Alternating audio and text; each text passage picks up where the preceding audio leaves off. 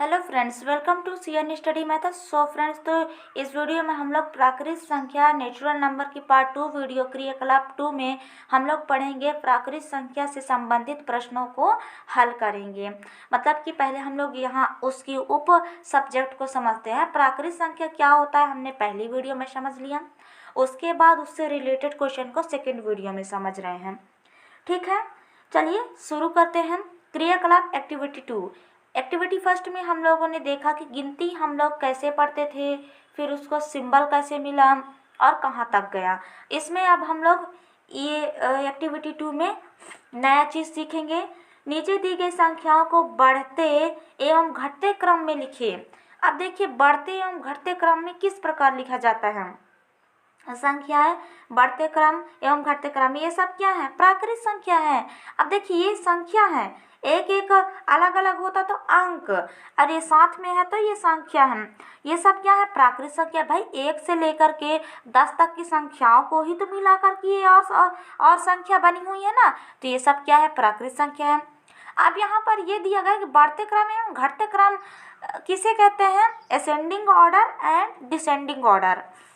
ठीक है, तो इसको हमें लिखना है बढ़ते एवं घटते क्रम में। अब इसको कैसे बनाना है, बढ़ते और घटते क्रम क्या होता है, उसके बारे में हम लोग थोड़ा सा जान लेते हैं। बढ़ते क्रम एवं घटते क्रम हम लोग जान लेते हैं। बढ़ते क्रम एवं घटते क्रम। अब देखिए, बढ़ते क्रम और घटते क्रम किसे कहते हैं? बढ़ते क्रम उसे कहते हैं सबसे छोटा से शुरुआत होता है, वो बड़ा तक जाता है। सबसे छोटा, उसके बाद बड़ा, उसके बाद बड़ा, उसके बाद फिर बड़ा। और ये क्या है? बढ़ते क्रम है, बढ़ते क्रम है। और फिर घटते क्रम सबसे बड़ा, उसके बाद छोटा, सबसे बड़ा, उसके बाद छोटा। ये क्या है? घटते क्रम है। ये क्या है? घटते क्रम है। देखिए, तो हम लोग बढ़ते क्रम किसे कहते हैं? पहले हम सबसे छोटा बनाएंगे, उसके बाद उससे बड़ा, उससे बड़ा, उससे बड़ा, तो वो बढ़ते क्रम हो जाएगा। घटते क्रम किसे कहेंगे? सबसे छोटा, सबसे बड़ा, फिर उससे छोटा, उससे छोटा, उससे छोटा, ये क्या हो जाएगा? हमारा घटते क्रम हो जाएगा। अब इसका भी सिंबल होता है, बहुत छोटा बताने के लिए सिंबल भी होता है इसमें इस प्रकार से और इस प्रकार से सिंबल दिए होते हैं। अब इसमें आप लोगों को कन्फ्यूज़न ये होगा कि इस सिंबल का प्रयोग हमें करना कैसे है। देखिए, आप लोगों में एक सरल तरीका बताती हूँ। जिस तरफ मुंह खुला रहेगा, जिस तरफ मुंह खुला रहेगा, मतलब ये इस तरफ खुला है ना, ये जिस तरफ मुंह खुला रहेगा, जिस तरफ मुंह खुला रहेगा, वो क्या होगा? बड़ा होगा। वो क्या होगा? बड़े का निशान। अब जिस तरफ मुंह बंद होगा, जिस तरफ मुंह बंद है ना, तो ये क्या हो गया? छोटा का निशान हो गया। मतलब कि हमें कोई भी संख्या लेनी है, उसमें जो बड़ा होगा उस तरफ हमें मुंह को खोल देना है। ऑलरेडी हमें समझ में आ जाएगा कि कौन सा छोटा है कौन सा बड़ा। जैसे कि मैं यहाँ पर लिखती हूँ आपके लिए 100 और यहाँ पर 99, तो इनमें से कौन बड़ा है? वो इसलिए 100 बड़ा है। हमने क्या पढ़ा है फॉर्मूला में कि जो बड़ा होगा उसमें क्या करना है? मुंह को खोल देना है। तो बड़े की तरफ हमने मुंह को खोल दिया, छोटा ऑटोमेटिकली हमें समझ में आ गया कि 99 छोटा है, छोटा है ना 99, तो ये ऑटोमेटिकली हमें समझ में आ गया कि ये छोटा है 99। देखिए, तो ये हो, उसके बाद फिर हम लोग 99 है और 89 है, इसमें कौन बड़ा है? 99। तो इसको हम लोग ऐसे कर देंगे, 99 की तरफ क्या कर देंगे? मुंह को खुला कर देंगे, ऑटोमेटिकली हमें छोटा पता चल जाएगा। आपको ये फॉर्मूला याद रखना है, ये ट्रिक आपको याद रखना है कि जो भी संख्या यदि हमें छोटा और बड़ा लेस देन एंड क्या बिगर देन, इस प्रकार से इंग्लिश में इनको बोला जाता है। तो जिस तरफ जो भी संख्या बड़ी होगी उस तरफ हमें क्या करना है इस चिन्ह को कि मुंह को खोल देना है, तो हमें छोटा ऑलरेडी पता चल जाएगा कि छोटा कौन सा है। ठीक है, इतना सिंपल हुआ। अब चलिए देखते हैं इसके उदाहरण को। अब इन संख्याओं में हमें बताना है कि कौन सा छोटा है और कौन सा बड़ा। यहाँ पर आप देखिए 15, 12, 27, 9, 13, 31, 49, 18, इसको हमें क्या करना है बढ़ते क्रम में लिखना है। तो देखिए बढ़ते क्रम में हम लोगों ने क्या पढ़ा था, पहले हमें सबसे छोटा लिखना है, उसके बाद उससे बड़ा, उससे बड़ा, उससे बड़ा, फिर सबसे बड़ा लिखना है। तो देखिए इनमें से सबसे छोटा 9 था, उसके बाद 12 था, 13 था, 15, 18, 27, 31 और 49।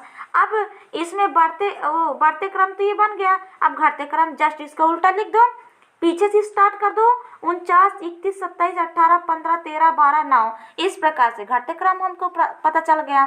चलिए हम इसको भी लिखते हैं। इनमें से सबसे छोटा कौन सा है, 33 है। उसके बाद फिर 33 के बाद कौन सा है, 49 है। 49 के बाद फिर कौन सा है, 62 है। फिर 62 के बाद कौन सा है, 98 है। और 98 के बाद 107 है। ये क्या हो गया हमारा बढ़ते क्रम। घटते क्रम एकदम पीछे से लिख दो, 107, 98, 62, 49, 33, ये हो गया हमारा घटते क्रम। ठीक है, अब सिंबल वाला बताऊंगी मैं, अभी इसको छोटा और बड़ा लिखते हैं। इसमें से देखते हैं सबसे छोटा कौन सा है, इसमें से 25 है। उसके बाद फिर 57 है। उसके बाद फिर 67 है। उसके बाद फिर 75 है। 75 के बाद है 78। अब इसको सीधा उल्टा करके लिख दो, 78, 75, 67, 57 एंड 25, इस प्रकार से ये हो गया। ठीक है, और इसको इसमें भी देखते हैं सबसे छोटा इसमें से कौन सा है, 103 है। उसके बाद फिर 113 है। 113 के बाद फिर क्या है, 131 है। 131 है। उसके 131 के बाद फिर 301 है। और 301 के बाद 331 है। ये क्या हो गया हमारा बढ़ते क्रम हो गया। अब इसको घटते क्रम में सीधा उल्टा करके लिख दो, 103 331 होगा। उसके बाद फिर 301, 131 और 113 और 103, ये हो गया हमारा घटते क्रम। ठीक है, अब चलिए हम लोग चिन्हों का प्रयोग करने वाला देखते हैं। अब देखिए यहीं पर क्या हुआ है, इन चिन्हों का प्रयोग हुआ है। चिन्हों का प्रयोग हुआ है ना प्राकृत संख्या, इस आधार पर हम कह सकते हैं कि 9 से जैसे जैसे बड़ा है उस प्रकार उधर की तरफ क्या हो रहा है, मुंह खुलते जा रहा है ना, मुंह खुलते जा रहा है। इधर ये सारे 9 है, फिर 9 से बड़ा 12 है, तो उस तरफ मुंह ऐसे खुलते जा रहा है। छोटे में क्या हो रहा है, इधर खुल रहा है और इधर बंद हो रहा है। छोटे की तरफ क्या हो रहा है, बंद हो रहा है। सोचकर उत्तर ढूंढिए, सबसे बड़ी प्राकृत संख्या कौन होगी। सो फ्रेंड्स, तो मैं यहाँ पर बता देती हूँ कि सबसे बड़ी प्राकृत संख्या नहीं मिलेगी आपको, क्योंकि प्राकृत संख्या क्या है, गिनती क्या है, अनंत है। शुरुआत 1 से होती है लेकिन उसका अंत अनंत होता है, उसकी कोई एक निश्चित अंत नहीं होता है। क्या 10 लाख से बड़ी कोई संख्या है 10 करोड़ से, तो फिर सबसे बड़ी संख्या क्या होगी। तो मैं आपको यहाँ पर पहले ही क्लियर कर देती हूँ कि संख्याओं का अंत नहीं है, कहीं पर भी इनका अंत नहीं होगा। अब देखिए यहाँ पर चिन्हों का प्रयोग हम लोगों ने समझ लिया। अब चलिए हम लोग पढ़ते हैं प्रश्नावली।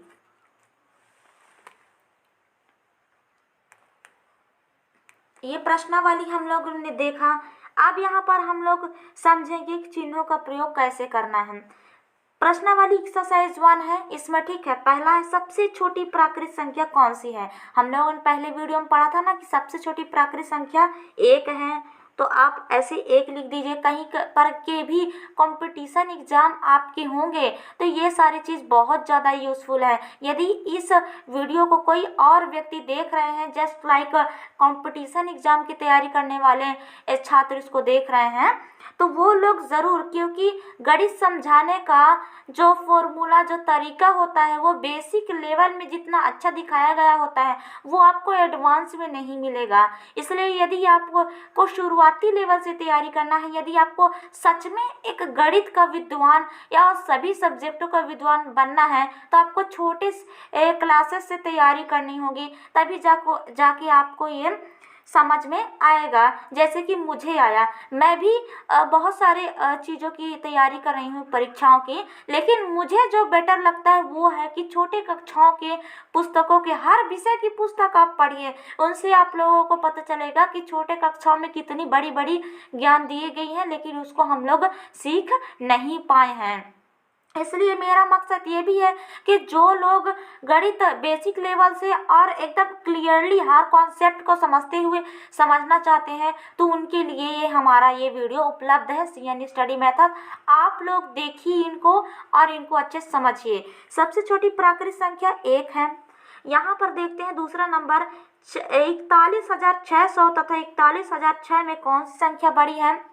41,600 41,006 में इसमें ये 41,600 संख्या बड़ी है, मतलब कि हम लोग इसको 41,000 बड़ा है 41,006 से। 41,006 से देखिए, जो बड़ा है उसकी तरफ मुंह खुला हो गया, जो छोटा है उसकी तरफ बंद है। ठीक है, फिर उपयुक्त चिन्ह छोटा या बड़ा या फिर बराबर का प्रयोग कर खाली बॉक्सेस को लिखें। यहाँ पर एकदम सरल है।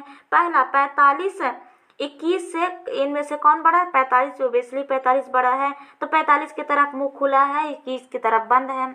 फिर दूसरा में 543 और 345 में कौन बड़ा है? तो ओबियसली बात है 543 बड़ा है, इसकी तरफ मुंह खुला है, इसकी तरफ बंद है। फिर 15 में कौन बड़ा है? बराबर है, तो हम लोग बराबर का चिन्ह लगा दिए। अब 5,304 और 5,340 में कौन बड़ा है? तो इसमें 5,340 बड़ा है। अब फ्रेंड्स, आप लोगों को ये पता ये हो रहा होगा कि ये पहले से भरा हुआ है, तो ये पहले से मैंने ही इसको पढ़ा है। मेरी छोटी बहन का बुक है तो उसको मैंने पढ़ाया हुआ था, इसलिए ऑलरेडी भरा हुआ है। तो इसलिए आप लोग ऐसा मत कीजिए कि मैं देख देख कर पढ़ा रही हूँ। मैं इसमें वही पढ़ाऊँगी जो इसमें आपकी बुक में लिखा गया है। बाकी अन्य चीज़ें मैं बिल्कुल भी नहीं पढ़ा सकती हूँ, पढ़ाने की कोशिश अभी फ़िलहाल नहीं करूँगी, क्योंकि मैं बुक पढ़ा रही हूँ तो बुक से ही पढ़ाऊँगी। इसके बाद फिर 10,991 और 10,091 में कौन बड़ा है? तो 10,991 ये बड़ा है और ये छोटा है। फिर 99,876 और 99,786 में कौन बड़ा है? तो ये 876 वाला बड़ा है और ये छोटा है। ठीक है, इतना समझ में आया है आप लोगों को? अब यहाँ पर देखते हैं चौथा क्वेश्चन। 1 से लेकर 100 के बीच की संख्याएं लिखने के लिए कितने बार 9 का प्रयोग करना पड़ता है? तो आंसर है यहाँ पर 20 बार। मैं यहाँ पर लिख देती हूँ 20 बार। 1 से लेकर के 100 तक संख्याएं लिखने के लिए कितने बार 9 का प्रयोग करते हैं? तो मैं आपको बता के दिखाती हूँ किस प्रकार से 20 9 आते हैं। अब हम लोगों ने वो छोटा बड़ा वाला तो समझ लिया। अब यहाँ पर ये पूछा गया है कि 1 से 100 तक की गिनती में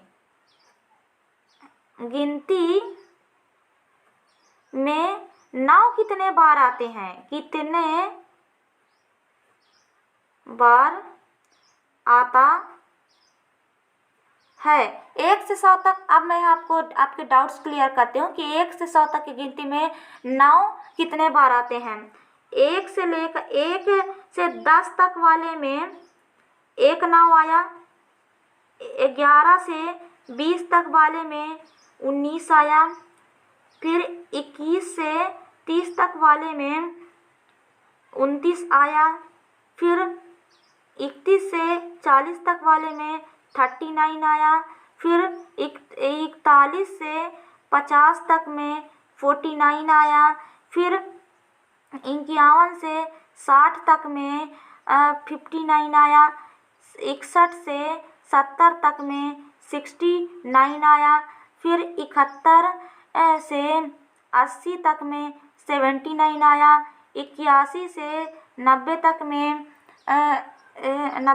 89 आया। और यहाँ पर 91 से 100 तक में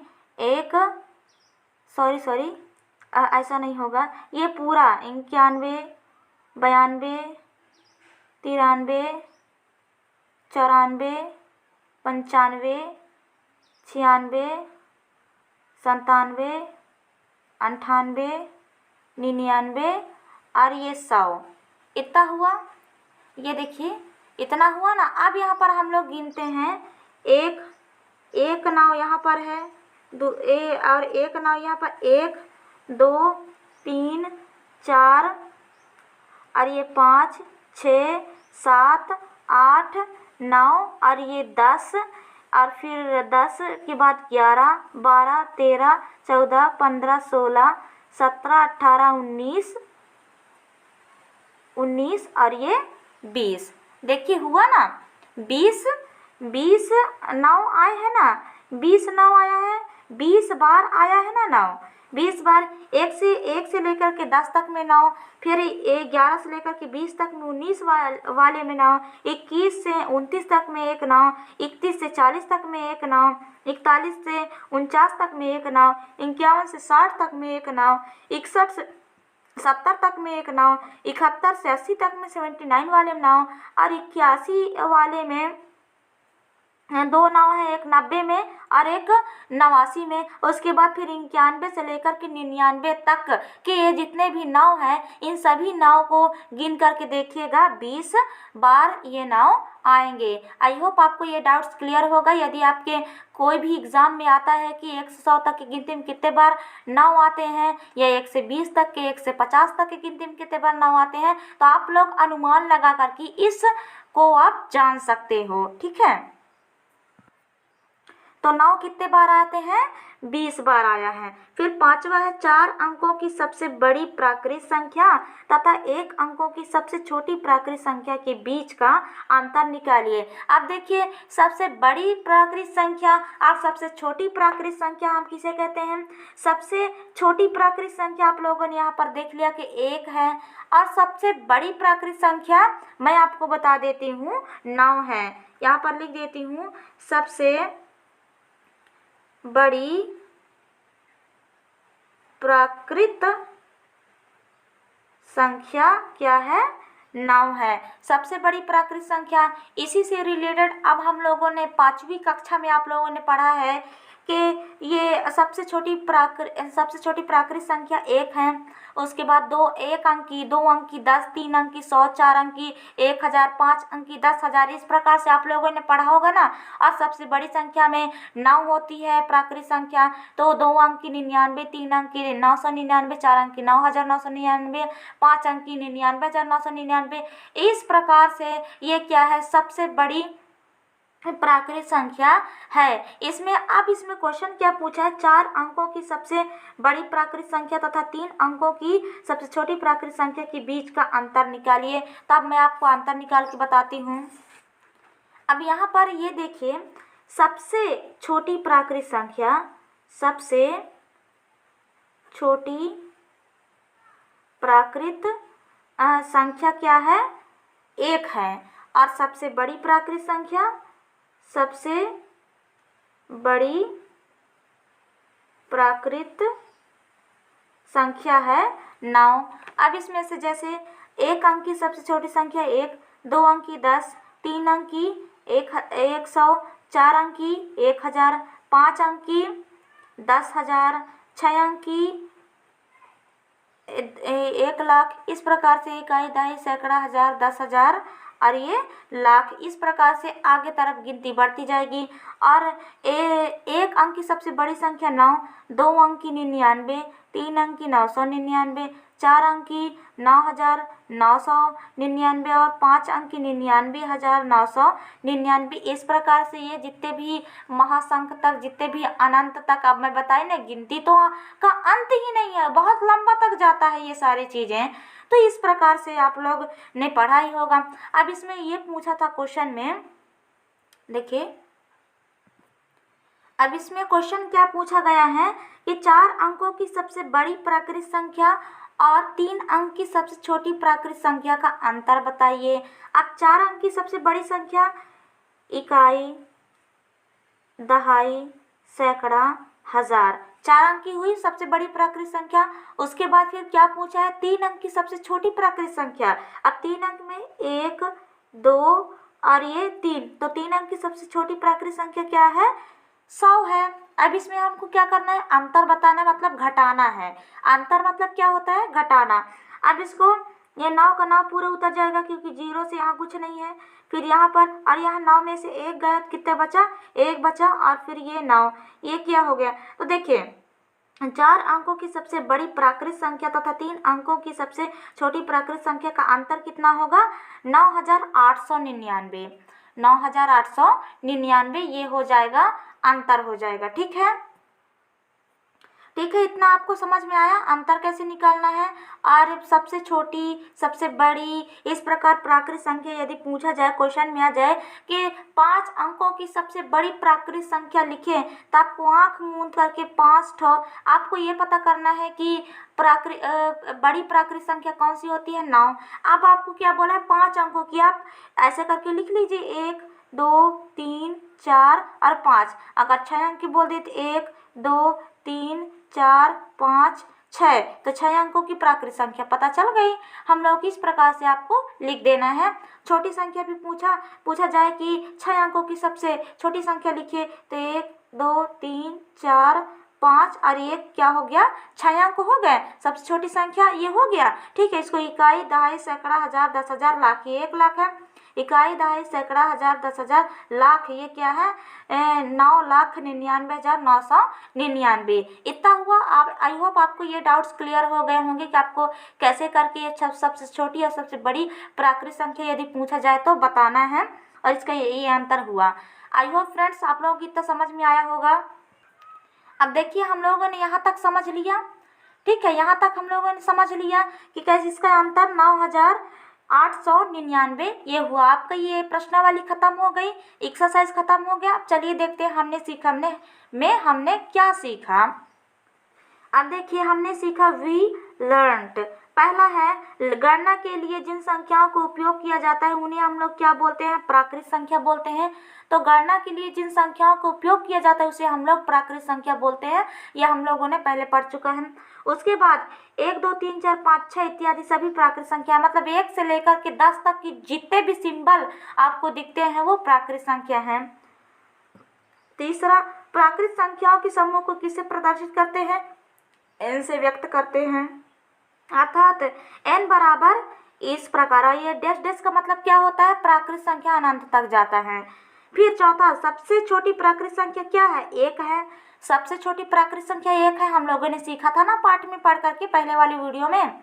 फिर पांचवा, प्राकृत संख्या में 1 जोड़कर अगली प्राकृत संख्या प्राप्त की जा सकती है। तो मैंने इसको भी बताया था कि यदि हाँ ये एक प्राकृत संख्या, इसमें 1 जोड़ दें तो अगली प्राकृत संख्या, फिर उसमें 1 जोड़ दें तो फिर अगली प्राकृत संख्या, फिर उसमें 1 जोड़ दें तो फिर अगली प्राकृत संख्या। इस प्रकार से हम लोग किसी भी प्राकृत संख्या में 1 जोड़ दें तो उसमें अगली प्राकृत संख्या हमें प्राप्त होती जाएगी। और ये छठवां है, सबसे बड़ी प्राकृत संख्या नहीं प्राप्त की जा सकती। हम लोगों ने यहाँ छोटा बड़ा पढ़ते समय ये भी हम लोगों ने देखा ना कि क्या सबसे बड़ी प्राकृत संख्या प्राप्त की जा सकती है। तो मैंने आपको पहले ही बता दिया था कि सबसे बड़ी प्राकृत संख्या प्राप्त नहीं की जा सकती है, अर्थात किसी संख्या में 1 जोड़कर अगली बड़ी संख्या प्राप्त होगी। प्राप्त संख्या में जोड़कर उसकी अगली बड़ी प्राप्त संख्या। अब यहाँ पर फिर से ये बताया है कि आप लोग किसी भी बड़ी संख्या में इस प्रकार प्राकृत संख्या जोड़ दिए थे, कितना हो जाएगा इतना, इसमें फिर ऐसा करके जोड़ दिए तो फिर ये हो जाएगा 9 1 1।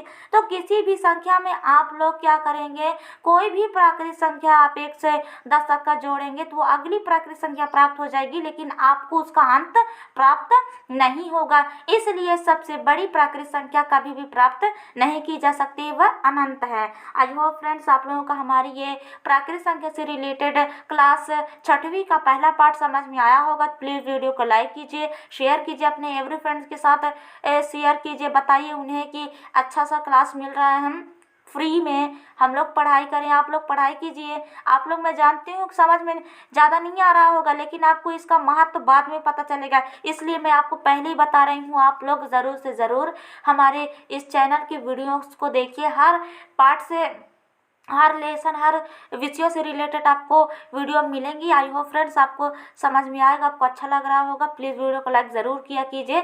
चलिए मिलते हैं next part 2, next lesson, next अध्याय में अगले गणित के प्रयोगों के साथ।